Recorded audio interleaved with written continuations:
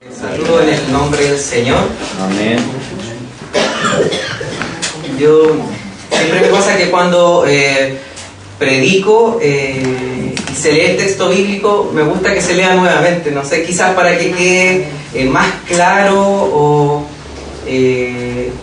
lo tengamos más presente, más fresco en nuestra cabeza, y así se pueda entender lo que se está explicando en el sermón. Entonces, por lo mismo, voy a volver a leer, ustedes me escuchan, el pasaje de Marcos 1, del versículo 14 al 20.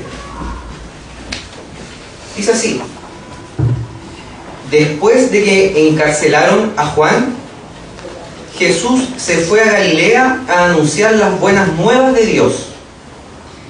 Se ha cumplido el tiempo, decía. El reino de Dios está cerca. Arrepiéntanse y crean las buenas nuevas. Pasando por la orilla del mar de Galilea, Jesús vio a Simón y a su hermano Andrés que echaban la red al lago, pues eran pescadores. Vengan, síganme, les dijo Jesús, y los haré pescadores de hombres. Al momento dejaron las redes y los siguieron. Un poco más adelante vio a Jacobo y a su hermano Juan, hijos de Zebedeo, que estaban en su barca remendando las redes. Enseguida los llamó y ellos, dejando a su padre Zebedeo en la barca con los jornaleros, se fueron con Jesús. Perdón.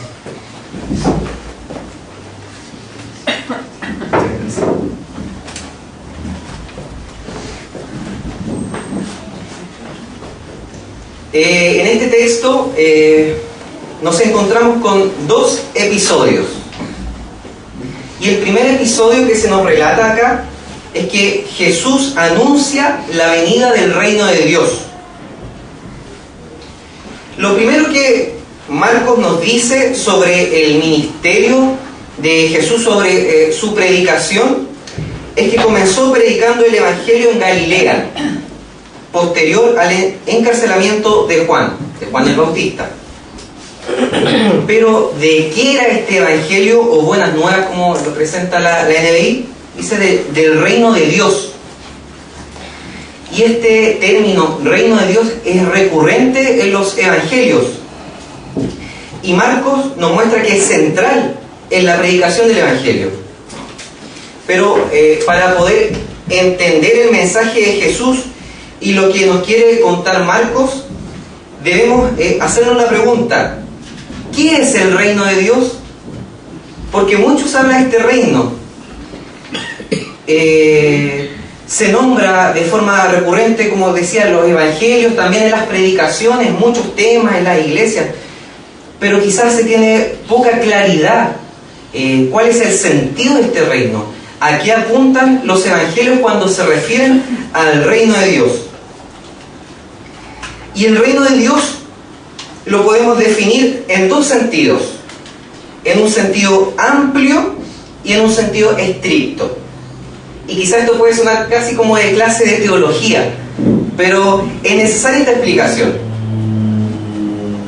Primero, el reino de Dios en un sentido amplio es el señorío de Dios a lo largo de toda la historia. Un señorío que es inmutable, que no cambia. Y el reino de Dios en un sentido ya estricto es el señorío de Dios entrando en la historia y extendiéndose para ir renovando todas las esferas del mundo caído. Esto nos enseña que el propósito que tiene y que se había propuesto Dios en Cristo es mucho más amplio que salvar a hombres, que puede ser una idea evangélica que está presente y muy arraigada en las iglesias, en todo tipo de iglesia cristiana. Que la predicación del evangelio es para la conversión de las personas, para la salvación de sus almas. Pero lo que nos muestra el evangelio es que el propósito de Dios, como decía, es mucho más amplio. Se trata de un propósito redentor, que, como nos dice el libro de Colosenses, consiste en que Dios había propuesto desde antes de la fundación del mundo reconciliar todas las cosas consigo. Y cuando dice todas las cosas se refiere a toda la creación que había sido afectada por el pecado. Amén. Lo que nos muestra el libro de Génesis es esto, que el pecado y la caída de Adán y Eva tuvo consecuencias mucho más profundas que la caída del hombre. Toda la creación se vio afectada por el pecado. Todo, absolutamente todo.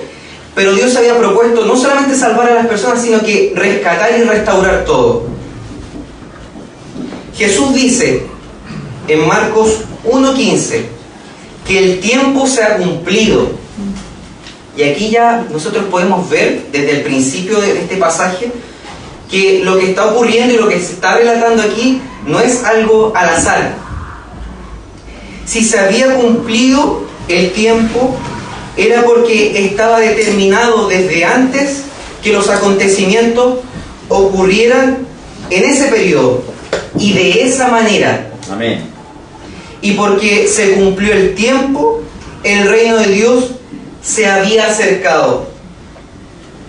Por lo tanto, el llamado de Jesús es a arrepentirse y creer esta buena nueva, creer en el Evangelio. Y aquí encontramos algo que vemos a lo largo de toda la Biblia, pero aquí está muy claro. Es lo radical en relación, el del Evangelio en relación a cualquier religión que se nos presenta aquí a Dios acercándose a través de Jesucristo. Todas las religiones nos muestran todo lo contrario. El hombre haciendo un esfuerzo, una autosuperación moral, la búsqueda del yo interno, del lado más puro, pero no, aquí es al revés. Dios acercándose a través de Jesucristo, o dicho de otro modo, como se nos presenta la figura del reino de Dios, el rey trayendo su reino y demandando de las personas solo arrepentimiento y fe. ¿Y por qué digo solo? Porque aquí no vemos, como decía recién, un esfuerzo del hombre por alcanzar a Dios, o una capacidad que tenga el hombre de trascendencia. No nos pide Dios hacernos dignos para ser parte de su reino. Es lo contrario. Es Dios buscando reconciliarse con nosotros. Y no solo eso, viniendo a arreglar todo lo que nosotros habíamos echado a perder, entendiendo que viene a reconciliar consigo toda la creación. Y para entenderlo de manera más clara, se me ocurrió un ejemplo. Imaginemos a la creación como una casa, a Dios como el padre de familia y a nosotros como los hijos chicos. Sabemos que el padre de familia es el dueño de casa, el jefe de hogar, pero no ha estado por un tiempo presente, aunque sigue siendo el dueño de casa, y sus hijos han estado solos. En este tiempo que ellos han estado solos en la casa, ellos han ensuciado, han hecho destrozos, tienen todo en desorden, en fin, dejaron la escoba. Y algo que no pasa, nunca ha pasado eso en nuestra familia, ¿cierto? Sobre todo los que tienen hijos chicos.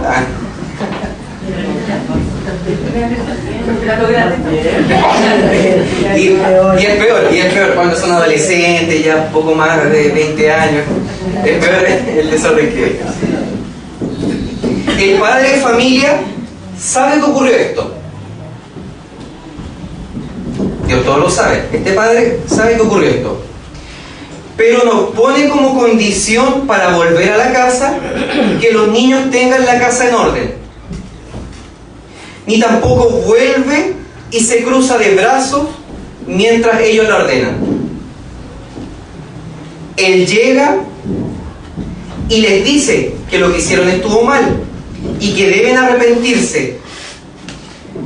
Pero junto con eso, Él toma la iniciativa y comienza a ordenar y a limpiar todo.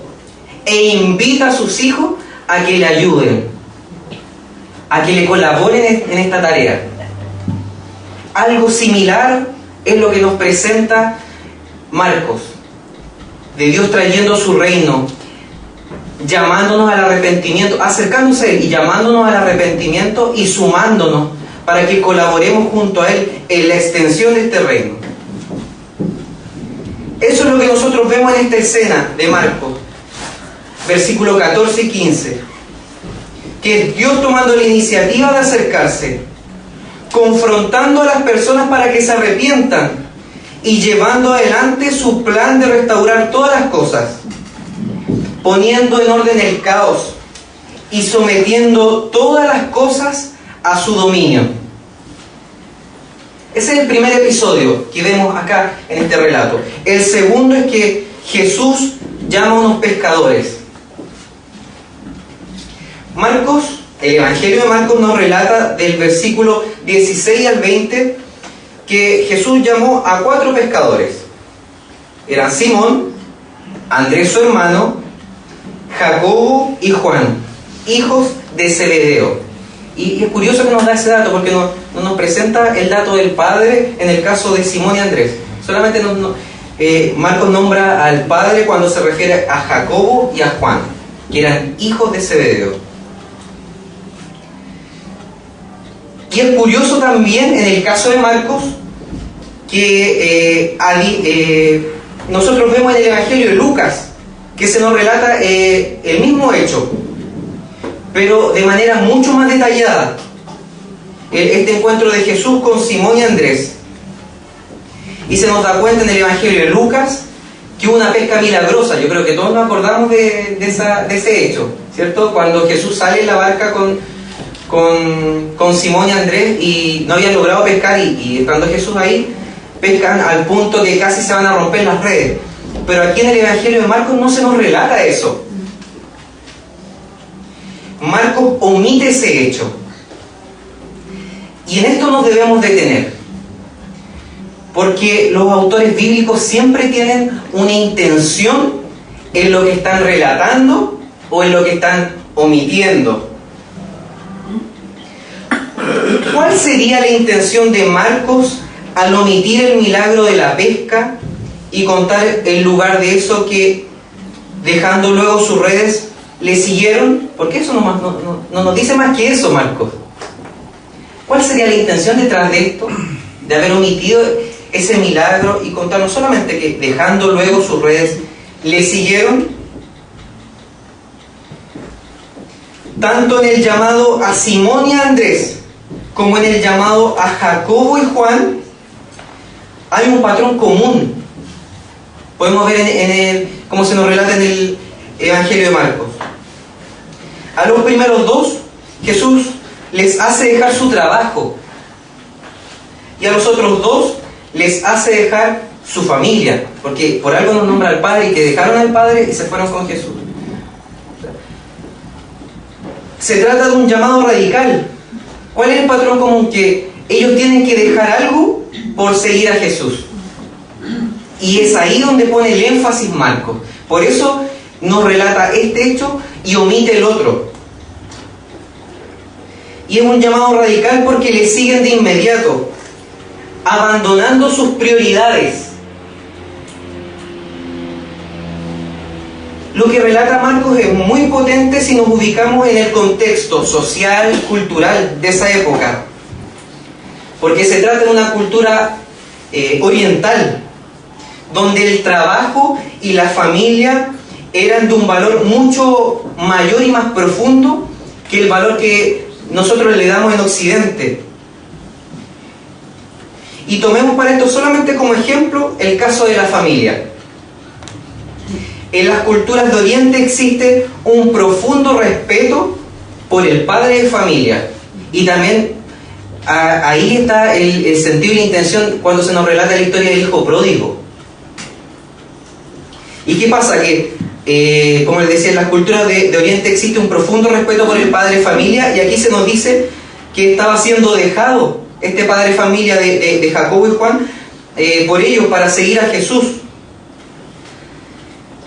Además de este profundo respeto por el Padre, en la cultura de Oriente son muy aclarados, o sea, les gusta vivir en familia. Y cuando leí este pasaje me acordaba de un hecho muy cercano, que con mi esposa lo vemos muy de cerca, porque somos amigos de algunas familias afganas. Y son tan unidos que si uno invita a una familia a la casa de uno, vienen todos. O uno está obligado a invitarlos todos. O sea, obligado como una cuestión ética. A invitar, en este caso son 4 familias, a invitar a las 4 familias. Y si a nosotros nos invitan a la casa de una de esas familias, llegamos y está el resto de las familias también. O sea, para todos lados juntos. Incluso ese fue el gran problema que tuvimos cuando estábamos haciendo la lista de invitados para nuestro matrimonio.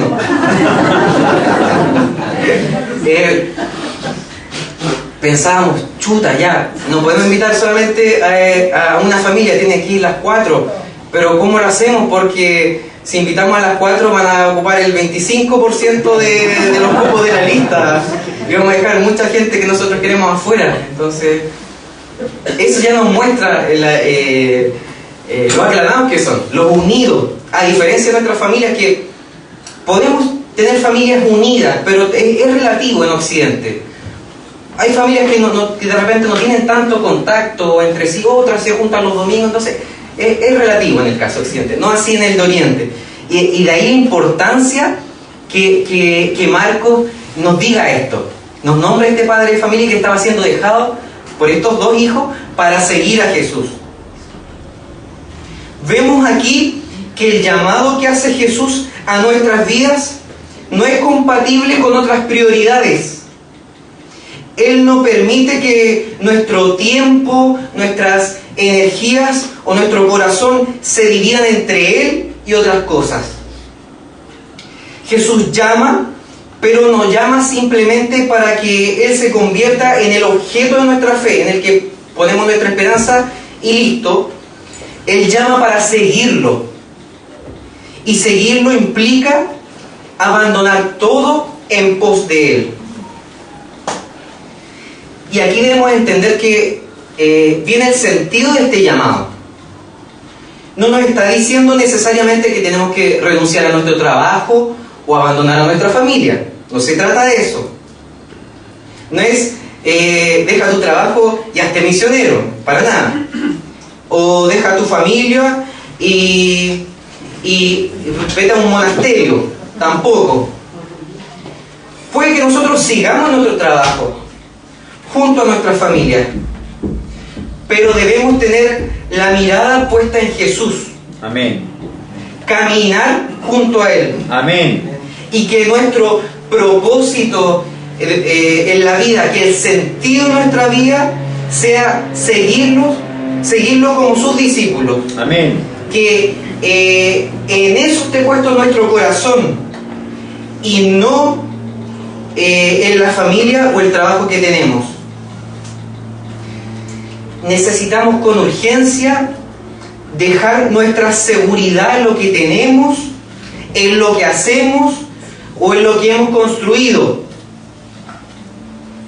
Ser discípulos de Jesús implica seguirlo. Demanda de nosotros salir de nuestra zona de confort para ir tras sus pasos. Jesús le dice a Simón y a Andrés: vengan en pos de mí y haré que sean pescadores de hombres.